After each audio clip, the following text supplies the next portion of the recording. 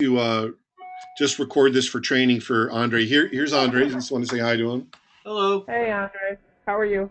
doing very well. Nice to meet you. Audially, you have a very pleasing voice.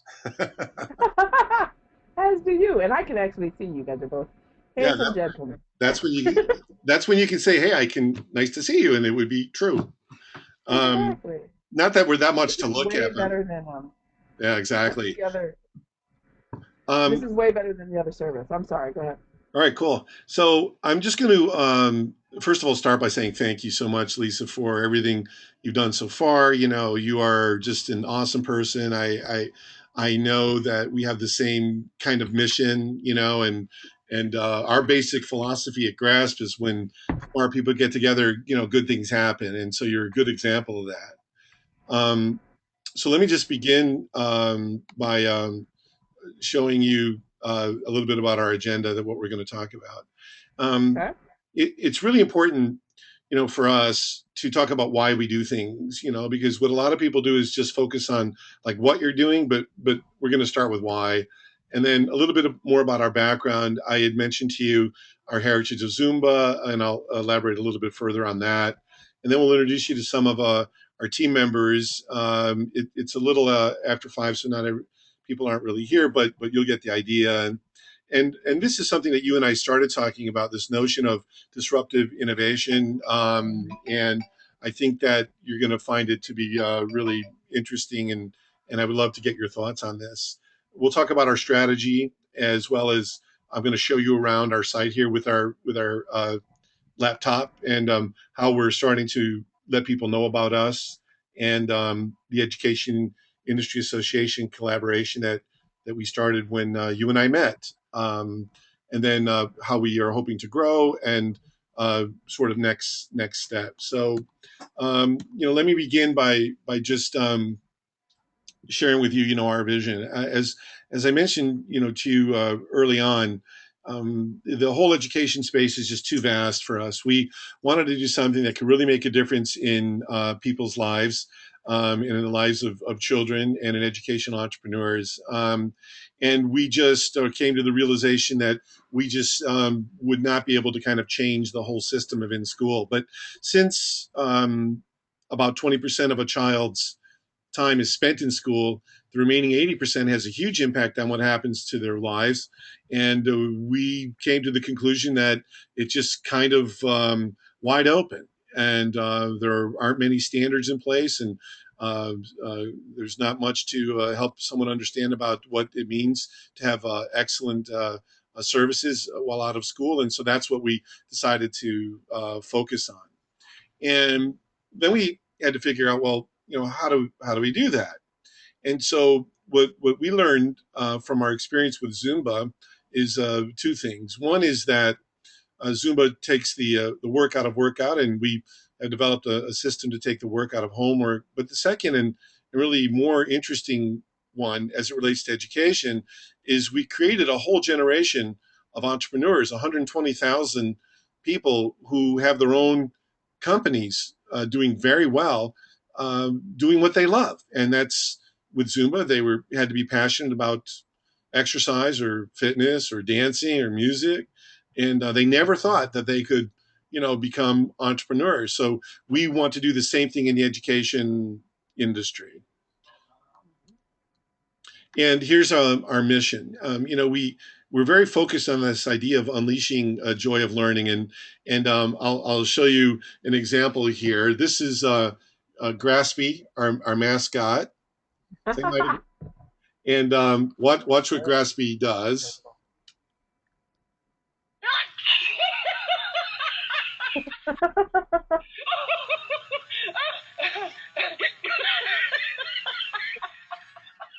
So if you actually Infected. could see Graspy, he's rolling on the floor laughing, and you know, and my mom actually gave me that, and you know, the first time I saw it, I just cracked up like you just did.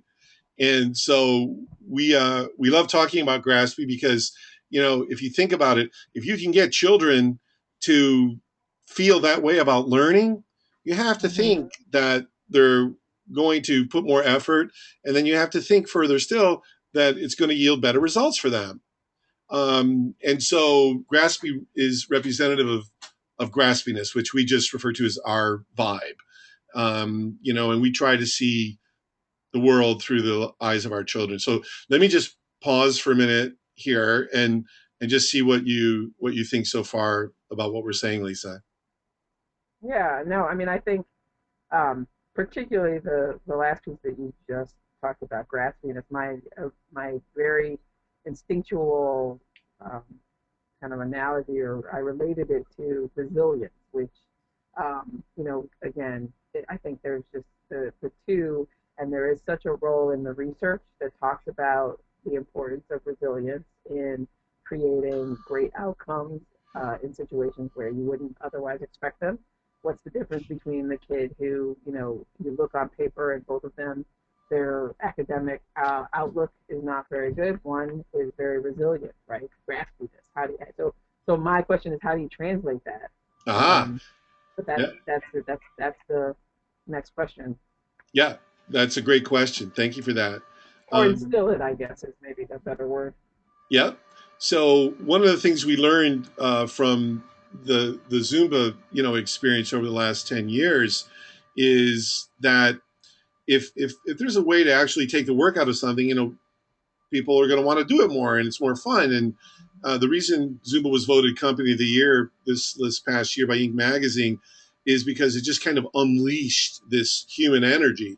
And there's a photograph there that you see on the right from Inc. magazine of a concert, a fitness concert, and we had 4,000 instructors from around the world come together. And so we're focused on this idea called self-organizing learning environments, and the initial stand for SOLE, SOLE. This came from this brilliant guy who did an experiment in Africa, and basically he put a solar powered computer inside a tree in the poorest part of Africa, and then came with no instructions, nothing.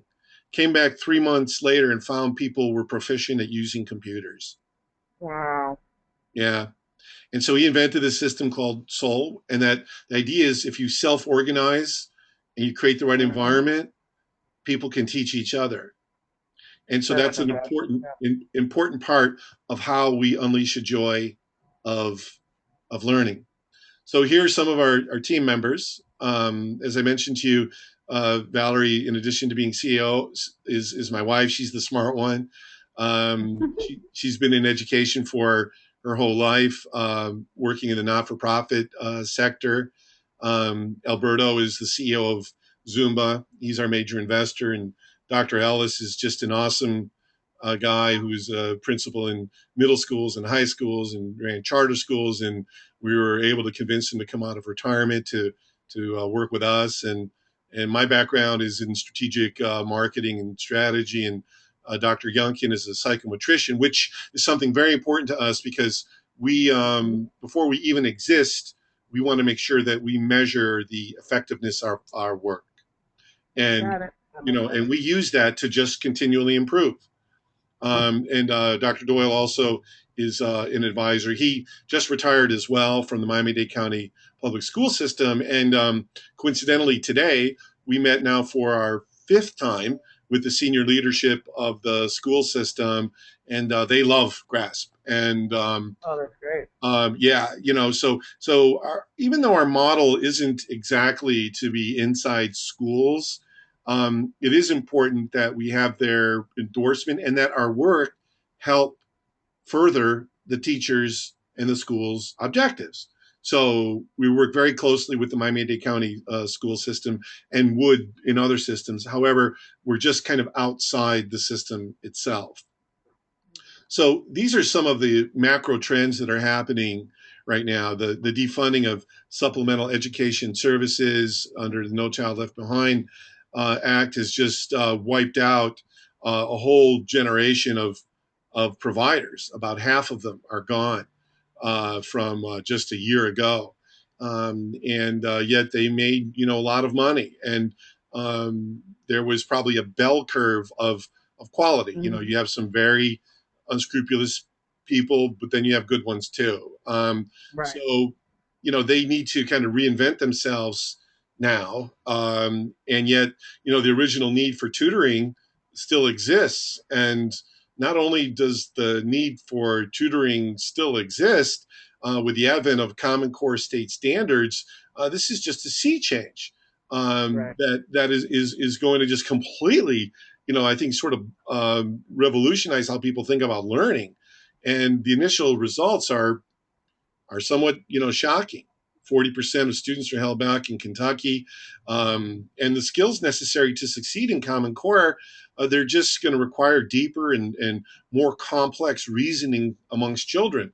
So we know that parents and children and teachers are going to have a lot more stress, and to try to figure out what to do about this. And this is a very important space that GRASP can occupy, especially amongst English language learners. In a market like where you live in Chicago or New York or Los Angeles or Texas or everywhere. And so one of the things that we did is a ton of research over this past year and a half, and this is a compendium called Expanding Minds. It's the most comprehensive analysis. It's a meta analysis of out of school learning. It was just released only about 3 months ago or so. And basically, the two big conclusions from this meta-analysis is that after school and out-of-school learning is important. And so this is the first sort of meta-analysis of best practices, and we've incorporated a lot of this research into our approach. And I'm sorry, who did that research? This was conducted by a group called the I'll have to get it's a long, alphabet soup, but Got it it. was like the Organization of After School Learning Association, dot, dot, dot. I'll have to get Got you it. that. And I'll send you this research too. I mean, it was Okay. really, really interesting compendium. Oh, it's Um, interesting. Yeah, that I hadn't heard of it. yeah, it was only released 3 months ago. So our basic strategy, as you can read here, is rather than trying to just build buildings or open up strip mall centers, we know that there's just a ton of underutilized physical space everywhere. So that could be inside a school, that could be inside a YMCA, inside a Jewish community center, inside a church. And so we pop up inside these underutilized spaces using small groups and our own proprietary technology. We are waiting for next week to receive delivery of our custom made tablets. Have you ever heard of that? Yeah, yeah, I have. I mean, it's like Amplify, right? That's It's the sort of, yes, it's sort of what I like, think about. yeah, it's sort of like Amplify. So we're having our own proprietary information on the tablets, but also access to the web for everything that a Hmm. child could need. That's great. Um, so here's a typical requirement for a site.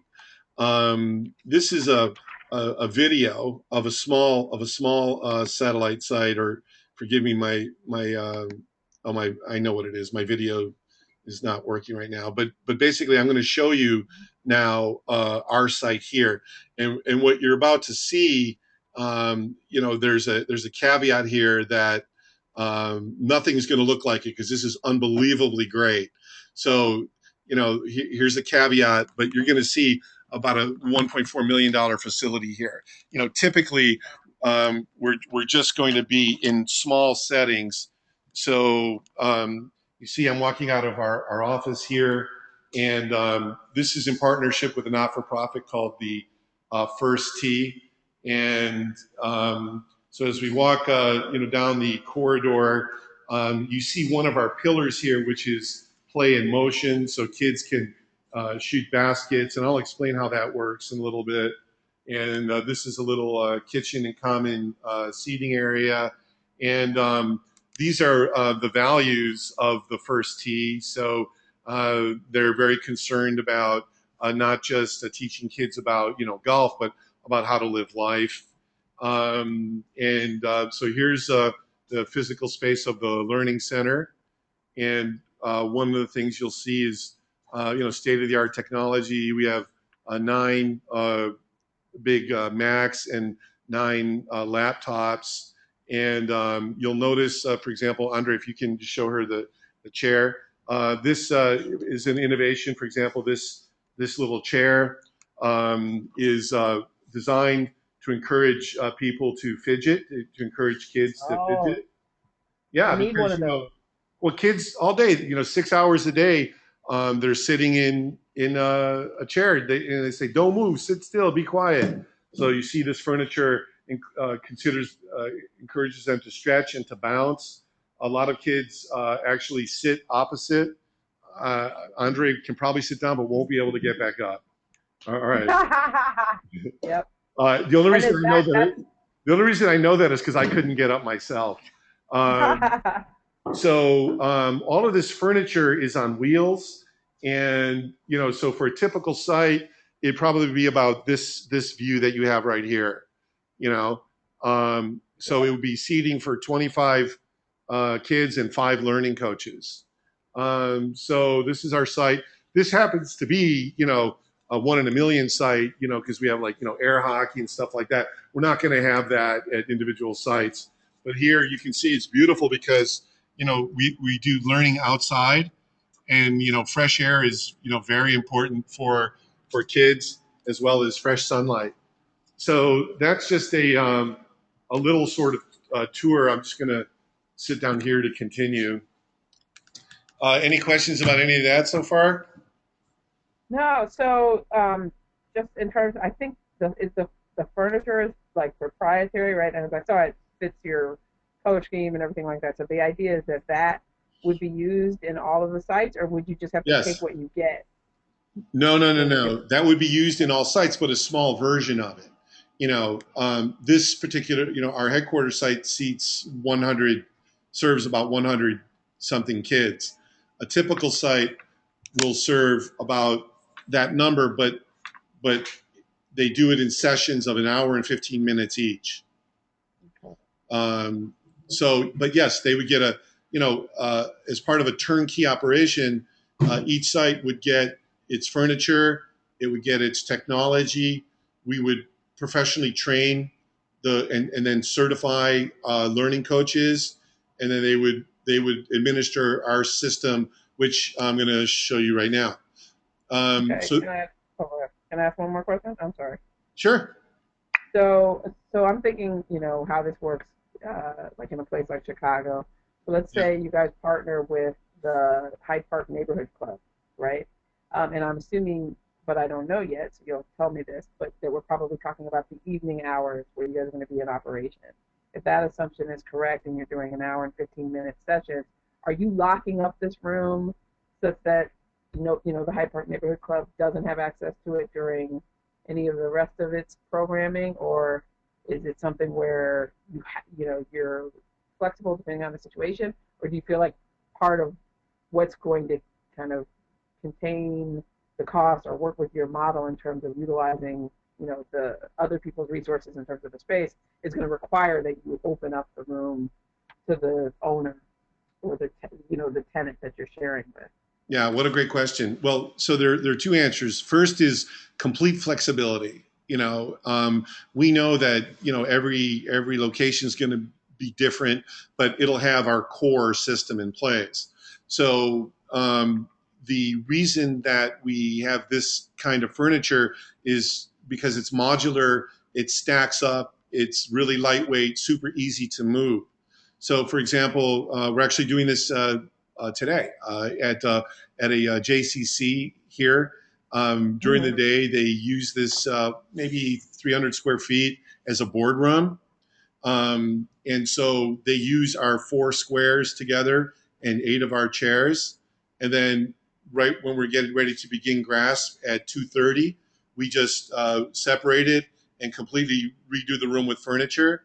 And we have affirmations and things like that would go on the walls. And then we reset the room for their use the next morning. So Got it. it's a super cool way to to be like a guest in their space. Mm-hmm. And our priority is always that their main mission is served first. So Perfect. Okay. So we have some really smart people that we've listened and learned from that you see, listed here amongst many others. We just got the okay for Dr. Henry Smith, who you may have met at the. I did. Yeah, Yeah. yeah. He's a great guy. He's decided to take an official role with us as a That's board great. advisor. Yeah, and he's in That's charge of. fantastic.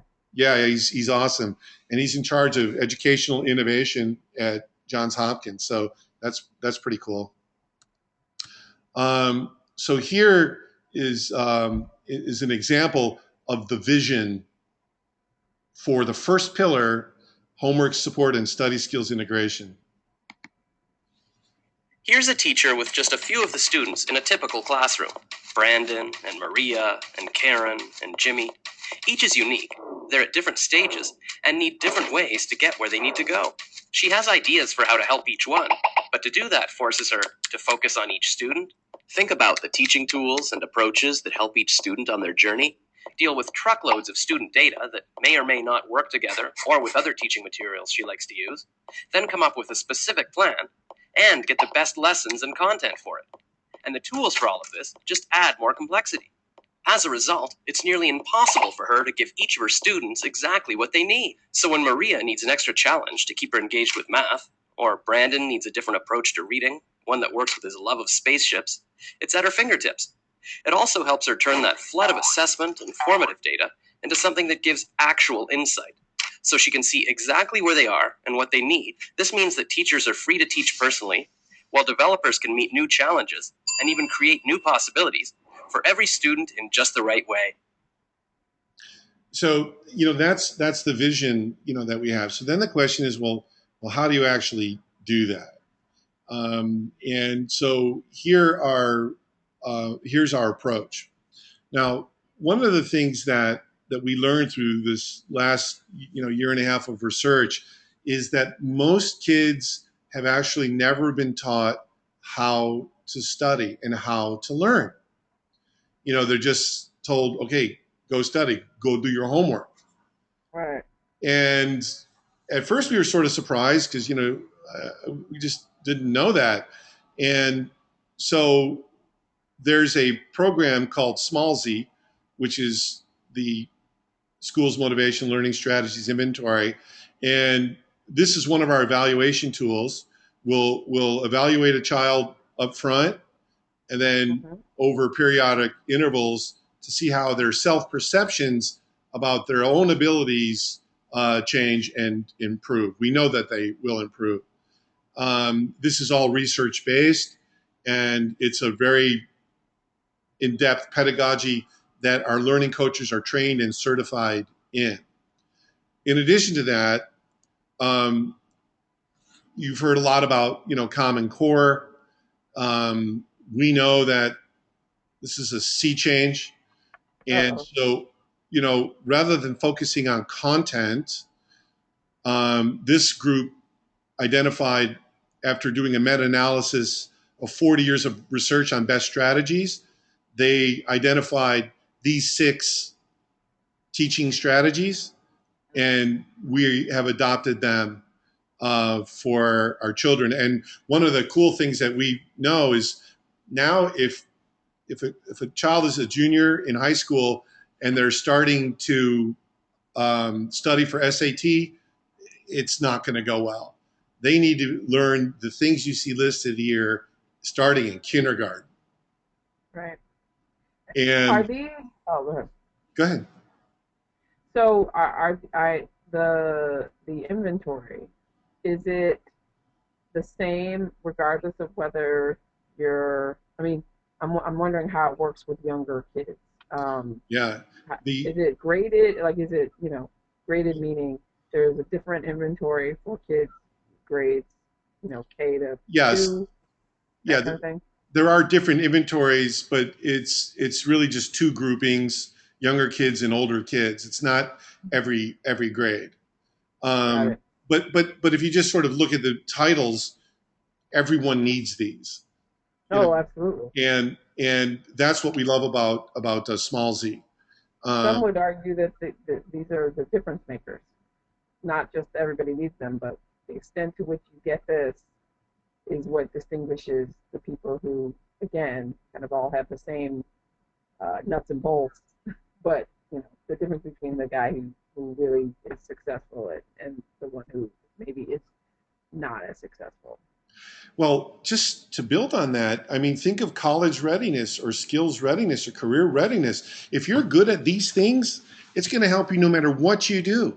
If you want to be a doctor, these things are going to help you, because what we're talking about is learning how to learn. But the cool thing and the difference about GRASP is, as opposed to other, systems like Sylvan or Kaplan or Kumon or Huntington, is we actually deploy these techniques while children are doing their actual homework. So it's linked directly to the mission of the teacher and then the school and then the district and then society at large. That's great. Anything else on that? No, that I think you're probably going to talk more about it, but that also keys into one of the things that I know kind of as both mom and in kind of what I understand some of the trends to be.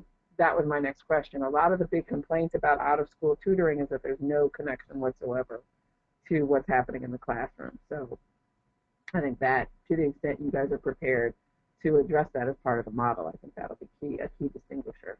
Yeah, and we're actually working with the children on their homework, so you can't get any more connected than that. Exactly. But it's just not, but it's like the best of both worlds. They're going to get their homework done, but they're also going to learn these other awesome skills that will help them in everything. Right. So that's. Can you come to my house starting on September 5th, please? I've got two third graders who are bringing home homework for the first time. Mm-hmm. Yeah, that's it. So this is the first of 4 pillars. The second pillar, here it is. Take your students from I can't to I can and I won't to I will with the Mindset Works School Kit. Based on the work of Dr. Carol Dweck, author of Mindset, the School Kit instills in both students and teachers a growth mindset, the understanding that they can develop their intelligence through learning and effort. The Brainology program is a blended learning curriculum through which teachers instill a growth mindset in their students. When students begin the program, they first take a survey of their own mindset and complete an inventory of their challenges in school.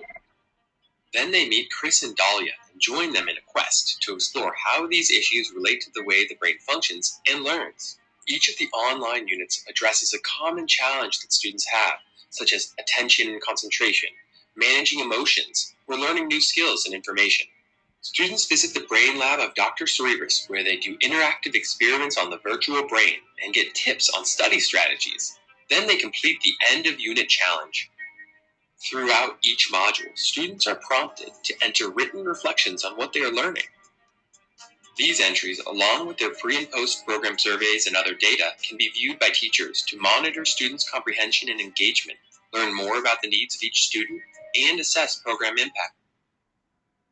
So that's the second pillar, learning and motivation from Stanford, and it's awesome. This is the third pillar, the idea of playing. I just did this over my temple with a handheld, camera. But basically, the idea is, kids need to move and they need to play. So we do brain breaks. Looks like it's going to be somewhere around every 15 minutes. Wow. And we already started piloting this, and just something as simple as this, kids come back going energized. They come back, I'm ready to finish my work. It's and we're wondering why people don't do this, but it works. And here's something else. I'm wondering if I should start. Yeah. Yeah, I mean, we don't know why people aren't doing this, but or maybe they are. But anyways, so video games, we decided to take it like a step further. This is something where a child can actually build their own video games. And if you think about video, you just think about that for a moment. Just think of the self-esteem. Think about how they have to develop a story. They have to develop characters. They have to develop dialogue. They have to develop interactions, between the characters. They have to develop, scoring and math. So here's an awesome system.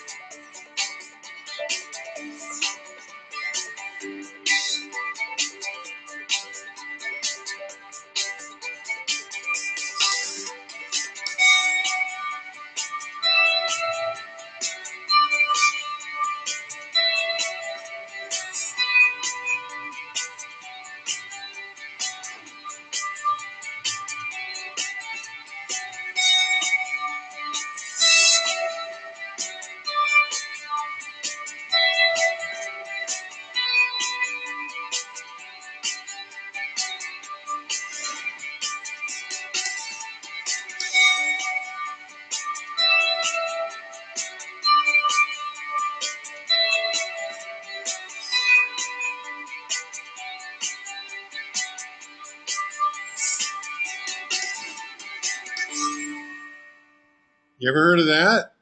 I have not. Very cool. Isn't it crazy? So That is pretty awesome. yeah, so you're starting to see like the whole GRASP system. Hmm. So we do homework, we do study skills is pillar one. Pillar two is learning and motivation and showing kids that they can grow their brains and how. Then we talk about play and motion. And last, we talk about the digital world.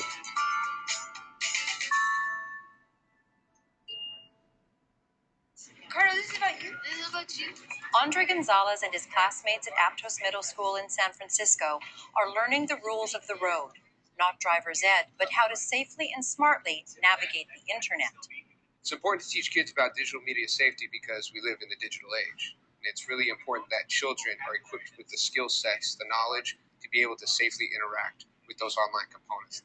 In a district-wide one-day effort, all 55,000 students in San Francisco's public schools were learning lessons from Common Sense Media's free digital literacy and citizenship curriculum. Everyone's got something to talk about today. Maybe at home they can also share the lessons that they learned today about internet safety. Like students nationwide. So in addition to internet safety, we also have incorporated this really cool idea of how do you actually teach children what plagiarism is? I mean, Right. how far can they go in a Google search? What are the rules of the road? How do you determine a credible source of information from one that is not? So we took this original idea of internet safety and expanded it out to how do you actually use blended learning in a responsible, ethical way. So those are the four pillars. Wow. Yeah, it's interesting, isn't it? It is. It is. I mean, so my immediate question in terms of the four pillars is, how do you get that all in? What's the length of the sessions? Of course, I'm already jumping to how do you actualize all of them, but I'm sure you'll talk about that. Good question. So I'm gonna show you a little bit about that now by first describing our learning coaches, because you could have the coolest system or interesting things and great technology, but if the learning coach sitting in front of a child is not graspy, then it's just not going to work. Right. So you need people who are pumped up and who are like who would laugh at Graspy the dog, rather than saying, oh, why do you have a mechanical animal there, and so we kind of identified graspiness as well as skills, because we know that through professional development you can teach skills. You can't really teach sort of graspiness. Yep. No, I think that's key for this to work, right?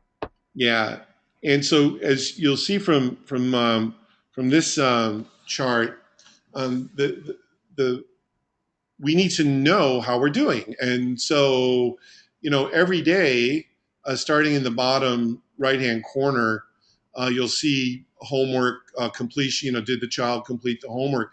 But that's actually not the most important metric. As a matter of fact, it happened yesterday. Coach Andre, tell her about Karina. So a student came in. Her name was Karina, and she came in the typical student, arms full of books, and dropped them on the table and said, "This is what I have from 7 classes." All right. So she's already overwhelmed. I can tell she's stressed. I said, "Take a deep breath. Let's talk about your day." And then we jumped into it. We filled out her mission planner and organized what homework she would do and when she would do it. And by the time she was done with her graphs session, she was all smiles. And then later her grandmother came in and said, "There's parts of your homework that are missing. What will you be able to do them?" And she said, "Yeah," and started listing all the strategies that we had gone through during our session to complete her homework. Great. We were basically creating an independent learner. The next day I followed up with her and I asked her, "How did homework go at home? Were you able to finish it?" And she said, "Yeah, it took me an hour." I was like, "That's great. I'm glad. And did you use the strategy?" She said, "Yes." And one other thing is that, I'm noticing it's taken me a lot less time to do my homework this year than it did last year. So already our system is proven to be working in that sense. We're creating independent learners to use these study strategies to help them through their homework that can be applied as a blanket to almost any subject. She had All right. Plus, her mom called me, out of the blue, and she said, "Look, I don't know what you did with Karina, but keep doing it because I have never seen her this excited about school." Oh, that's great. And for us, that's like, That was it. Yeah. goal. I mean, that's just fuel, and so that's the bottom right hand corner, homework and parent feedback. And then you sort of can work your way up like a ladder, and you can see different ways that we will over time be able to know how we're doing it and to adjust, for each child. Now, insofar as actual what happens, in a typical day, I think I might have that next. Sorry, I took out that slide for some reason, but what happens in a typical day is that each session is about an hour and 15 minutes, and we know that is the right time because if you look at 30 minutes, we saw that just not enough, but 2 hours, kids are burning out. They're just exhausted. They don't want to go to school again after going to school, right? So that's why at this stage we're at an hour and 15 minutes. And we think the optimal number of sessions is 10 sessions per month. They don't have to come every day. But the more days that they do come, the better it will be for them. And since there are financial considerations, we know everybody can't afford coming every day. So 10 times a month is what we recommend. But in our meeting today with the school system, they said, look, for us, you're going to have to do this every day. So we said, okay, we're flexible, in how we're doing this. So each. Right. Yeah. That was my kind of assumption, is that you're going to have some partners that are going to be willing to, well, you'll tell me what the model is in terms of whether this is private pay or whether you're trying to get partnerships with, schools or what, but presuming that you want partnerships, there are going to be some folks who are going to say, no, we need to do this every day. Yeah, and we're very flexible, so our model, and actually I'm thinking about this, I have to include another slide here more about the model. So I'm going to get to that in just a second, but I wanted to show you what's cool about this is, like, you see we co-branded it, the First Tee and Grasp Learning. So that would be like the High Park, YMCA or whatever, and the thing about that's really important is that we automatically get the credibility of our partner site. Right. And, that's very important because people who go to the partner site are, first of all, they know where it is, they trust it, they go there for some other service, whether it be, a church or school or whatever, or, an after school place or some, city building. So we co-brand and co-market the system, and we do revenue share with them. So these are the 4 pillars that we just went over. And this is interesting. One of the first things we did about a year and a half ago is we did a Google search, and we typed in the keyword homework, and there were 150 million results. Wow. So one of the things that told us is that someone's interested in this. American homework, 14 million, 50 million results for tutoring on Google. So this is what I was talking about before, co-marketing, using then the Zumba model. Right. We have we want to have homework concerts and homework clothing and homework food, like brain food. Yep. That's a great idea.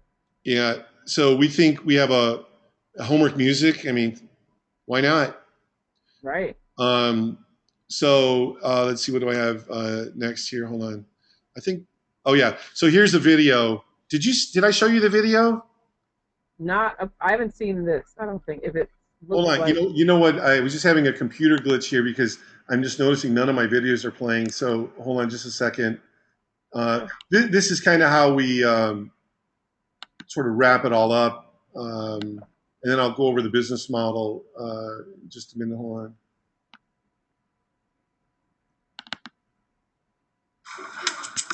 Children and youth today spend anywhere from 4 to 7 waking hours a day in school. Yet after the bell rings, they must contend with a second round of school-related duties, homework. Pressures of high-stakes testing and increasing academic competition have prompted a rise in the amount of time children must spend on homework assignments and study during out-of-school hours. The results include family stress and decreased student motivation. Introducing GRASP Learning, an entirely new category in out-of-school learning. GRASP Learning was developed to address the needs of families and to reignite a passion for learning among students in grades K through 8. GRASP has listened to the research from scholars at Harvard, Stanford, Duke, among others, to design an out-of-school learning experience that promotes the acquisition of study skills related to student homework, a growth mindset regarding individual learning abilities, the competencies required to use digital resources wisely and safely, and finally, an opportunity to embark on discovery through play. The result is a proprietary system that meets the out-of-school learning needs of children and families.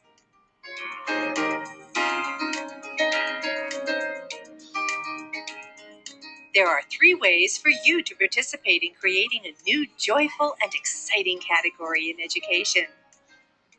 You can become a GRASP certified learning coach. You can pilot a Hi. GRASP Chize wherever you live. Or you can enroll your child in a GRASP learning program at a partner center in South Florida. Alex, come here a second. When you get, To learn more, please visit hey, Jake.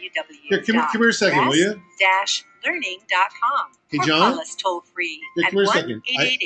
1-888-941-0111. So, Lisa, this was not something that we exactly had planned for this minute, but so there's Alex. This is a camera here. You see this little dot here? So say hi. Hi. Hi, Lisa. How are you? Good. And this is Jake. Say hi. Hey, Jake. So, Jake, can you tell Lisa like what your experience was with grass? You know, like during the summer and whatever you want to say. I mean, I liked it. I mean, honestly, it was better than what I expected it wasn't gonna be. I mean, they helped me out getting prepared for high school. My first day was Monday. I was fully prepared. Felt no pressure with my classes. I mean, it's a great program. Oh, that's awesome. So you're a freshman? Yes, ma'am. Yeah. Very cool. Yeah, and this is John. He's Jake's dad. John, this is Lisa on the other end of this internet. Hi, And Lisa. can you? Hi, how are you? Great. John is a golf coach here as well as a dad, and John has been with us since the beginning. Can you tell Lisa in your own words what it was sort of like in the summer, or what you think about grass, or whatever you want? Like I told Gary before, and Andre, and all the coaches and the parents, GRASP just has such a unique way of engaging the kids and having fun. We teach very much in the same way. We try to keep everything fun, but at the same time, unleash what their potential is. And sometimes they don't even realize it, that we're getting them to their potential. And that's basically what I see GRASP do with all the kids. I know they do it with my children. So as a single dad of 3, it's godsend. Thank you, man. Good job. Very nice. Thanks, guys. Bye, Alex. I gotta go feed them. You guys don't do that for me. No, we don't. We don't feed kids, right? Well, Right? maybe Well, so bring now, food. in addition to the weather, I'm jealous. You guys have grass, and there isn't one up here. Yeah. So, in terms of you were asking about, the business model, we anticipate that 60% of a site, parents will be able to pay by the full price, which is $30 for a 1 hour and 15-minute session. Mhm. And a little bit of background about that price point. Title I funding went from $30 up to like $70 or $80. So we picked the very lowest price point. Yeah. Our competitive set is really not after school programs like the YMCA. Our competitive set really is, Sylvan, Kaplan, Right. Huntington, Kumon, and their average price is $45 an hour. So Got it. we're at $30 an hour. Now, we know that the kids who would benefit most from GRASP come from families who can least afford it. And so Valerie and I just philosophically, want to make this available to a sort of a wide range of kids, a bell curve of kids. So we need to open up in sites that have kind of a bell curve of economic characteristics. Unfortunately, it can't be like in only the most difficult, downtrodden, lower socioeconomic schools, because it's not sustainable. Then we'd be Right. completely dependent on, grants and things like Right. that. It's Yeah. not sustainable. But we also Right. don't have to open up, in only the very wealthy areas either, which is what Kaplan and Kumon did. We think we can be like in the middle market, Right.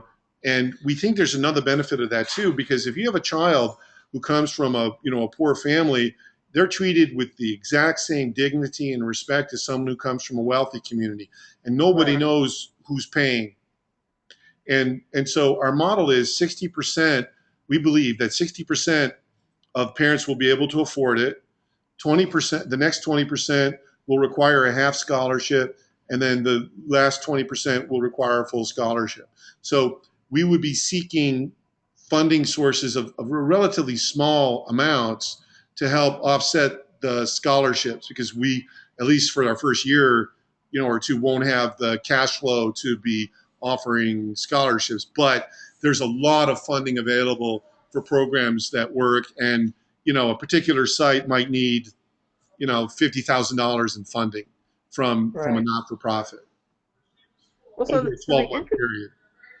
yeah, the interesting thing that I think kind of about that model, and again, I'm familiar with a lot of other markets, but Chicago is what I'm, most familiar with.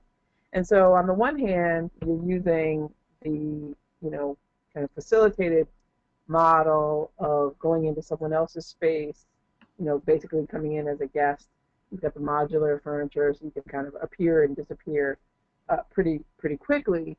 And that model lends itself more, I think, kind of at least in my head, more readily to going into a quote unquote like the Y or the Hyde Park Neighborhood Club or the JCC, right? Yes. But when I think about a place like Chicago, that does mean, in all likelihood, more partnering with them to take the kids that already come, and engage in, or that they serve already at the YMCA or at the JCC. But what you guys are doing is combining the notion, right? Because I think about the Kumons and the Sylvans in Chicago, and I suspect in the suburbs, in a lot of places as well. Particularly what I know about Sylvan is that they tend to be like right in retail strip malls, that kind of space where they're having to. It's a small space, right? It's probably cheaper than you might otherwise find, but it's still their own space. And Well, you guys are missing. wait. Or is it not? Let me build on that one point, Lisa. Sorry for the interruption, but you're touching on something very important. So our goal, which I need also to include another slide I'm thinking here, is as I said to you, we want to empower a whole group of educators to own their own businesses, and they cannot afford a franchise like a Right. Sylvan or a Kumon or a Huntington. It's between $75,000 and $150,000 to start one of those. Right. Right. That's the part. That's right. They Yeah, don't. that part. You know what? It's so funny because, of course, I knew that. Right. You told me that before, but it does. You lose it in your presentation. Like I lost that point. Yeah, they just can't afford it, Yeah. And so in our model, it's going to cost maybe $25,000 to get started, and you Got it. own your own business.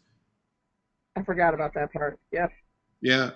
And we So do they have to find and facilitate the partnership or this, navigate the space, right? Or you guys will help them? we'll do it with them. I mean, that's part of the Zumba model. Like in the Zumba model, they provide, training, they provide marketing support, choreography, and music. We would provide the furniture, the technology, and extensive professional development, marketing, and possibly even back office services. We don't know because educators, are in it because they love educating. They're not marketers. They're not accountants. They don't want to fool with that stuff. So it may end up being that we have just our own online system that anyone can access through the web to run their own business.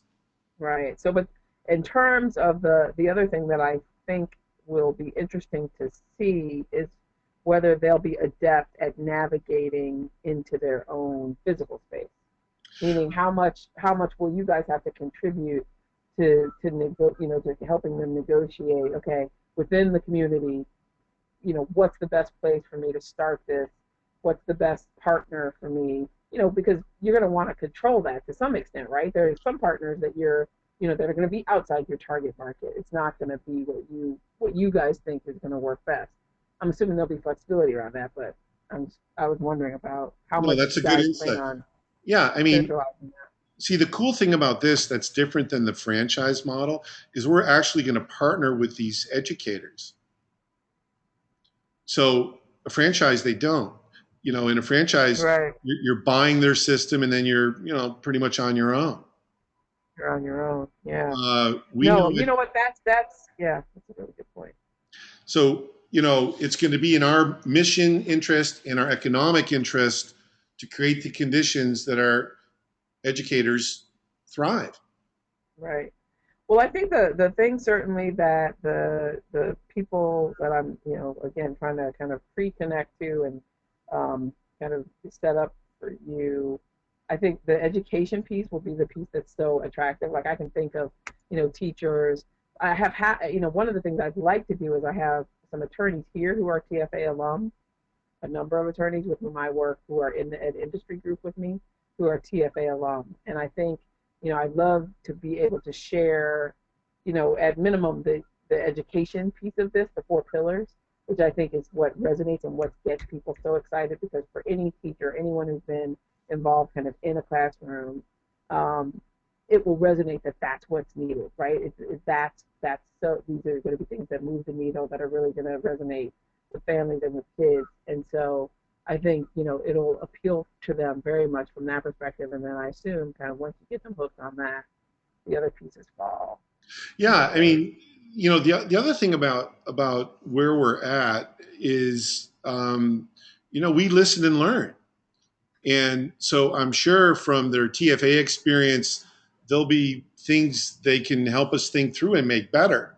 Because we're just at the beginning of this journey, and we will never stop improving. By listening to parents and children and smart people. So, what I would suggest, I'll give you just sort of at least two options. I mean, I can send you this presentation, and you now know enough about what we're doing to do it, or I hope you found this valuable. For us, webinars are very efficient.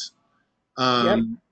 So my recommendation would be to gather, as many people as you want to cascade this information to. The next one we would make, a little bit shorter, maybe let's say 30 minutes, because I know everybody's, busy. And you can just invite them to a webinar, and then you can do the introduction, and I'll just take them through it. And it's a very efficient way to cascade knowledge. So I like the idea of your alumni because of the alumni strategy. You and I started talking about it, and they could see if it makes sense to them, and Right. maybe they could become champions, because I think now that you know more about what we're doing, maybe you'll have the level of comfort to set up a webinar with, one of the alumni people, or TFA or the strategy person or whatever you think is appropriate. Yeah, no, and that's the key is honestly, I mean, I really wanted to understand more, Right. because again, the level of kind of complexity, I've, kind of I'll compare it to another really big client that I have, which is General Electric, and the trying to keep track of who does what, and because they're a constantly inward-looking organization, in terms of, you know, they're constantly improving, they're constantly changing, and so I think with TFA as well, the key is you don't want a webinar audience that's going to say, oh wow, that's great, but it has nothing to do with what I need to do, and so it's something that was interesting to them, but they're not going to move on it. And so I think we have keyed in on the alumni folks. There is a policy and strategy guy, and I think he would be excited about it, but he's not in a position to do anything about it. He's more focused, again, like I said, there's, TFA has the pre-service piece, focusing on that. Then Right. there's the Right. recruiting and kind of, that piece. And then there are folks who are focused on mobilizing and unifying in ways that at least are consistent with TFA's, ongoing values, the alumni. Yeah, I mean, I think that's where Yeah. I do think this will both resonate and they'll be able to do something about it. Yeah, you hit the nail on the head, and that was always our vision. Even before I met you, I mentioned that. I said it seems to me like this just be an awesome group of people, to partner with, and to even make it more concrete. We need 4 alumni. We would like to open, as I told you, in Chicago, New York, Los Angeles, and Dallas. And so it isn't that this is some big initiative that requires all these levels of approval and stuff. No, we just need 4 people, or maybe there could be a couple more in each, want to work together, who are passionate about education, who have, some tolerance for a slight amount of risk, and who want to help, revolutionize education. So we just need 4 people. I mean, it's not a very, this won't require like a lot of chat. Right. What did you think of Chris Nyron and his EduCelerate? I can't remember how much he talked about that, but the reason I raise it is he reached out to me recently, and in Chicago, so he's focused on the Midwest right now, but I think he has some efforts in other parts of the country. But they're going to have this startup weekend, right? So it's all these folks in the ed space. A good deal of them are ed tech, but I think I saw some, I've seen some other folks. And so they're going to have this whole kind of startup weekend where at minimum there's going to be a lot of people who I think, potentially are some target folks for you, because you're talking about people who are ready to be entrepreneurs, who are already excited about and in the education space.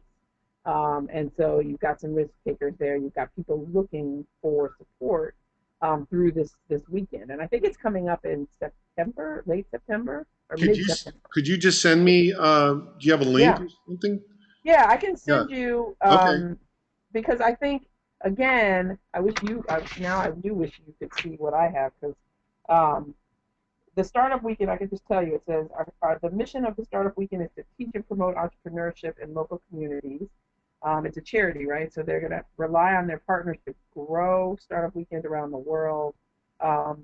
And so they're going to bring developers, designers, marketers, product managers, startup enthusiasts together to share ideas, form teams, build products, and launch startups. Where is this going to be held? It's going to be in Chicago in Chicago. Where? My God, you would think that would be on the first page. Okay. But oh my goodness, why didn't you put this? Well, just send it, and we'll. But I'll send it because I think it, it's something to certainly consider. It looks like they have a pretty good following. They've had quite a few people. So again, plus there'll be investors there, I suspect. So that's another thing to think about. Okay. So I'll send you that information. Thank you, Lisa. Well, I'm going to let you go with just a bunch of gratitude. Do you? Let me just do my own little evaluation here. So, do you love what we're doing?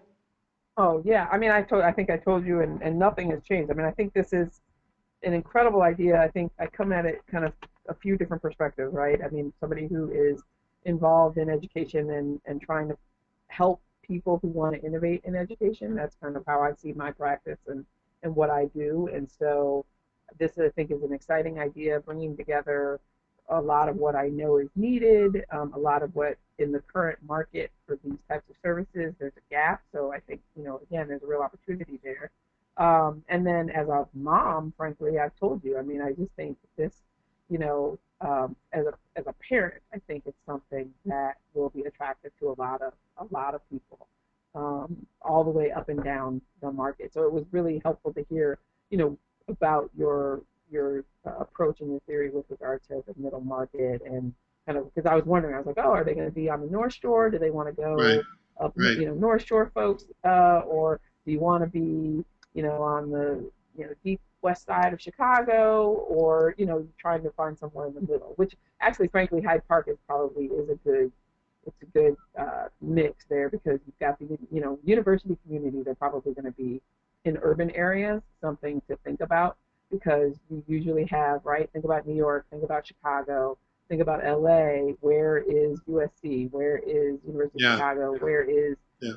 NYU. You've got professors' kids, they don't make a lot of money, but they're in the city, and they're very concerned about education, but they also are in communities where you're going to get a lot of mixed socioeconomic, backgrounds. Lisa, Um, that's an awesome, a way to close. And so, why don't you, I would suggest, I would love to take you up on your offer to get your TFA, alumni lawyers, for, 30 minutes, or, others that in TFA, like the strategy person, and maybe yeah, we can just do one webinar for the people that you think not just would be interested, but as you correctly said, can actually, do something with us.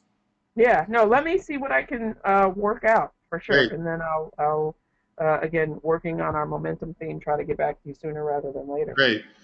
Lisa, Okay. thank you very much. You're awesome. And look, maybe a year from now, we're going to look back and say, remember that first discussion? Holy cow. Right, isn't that amazing? Yeah, oh, I'm sure, I'm certain of it.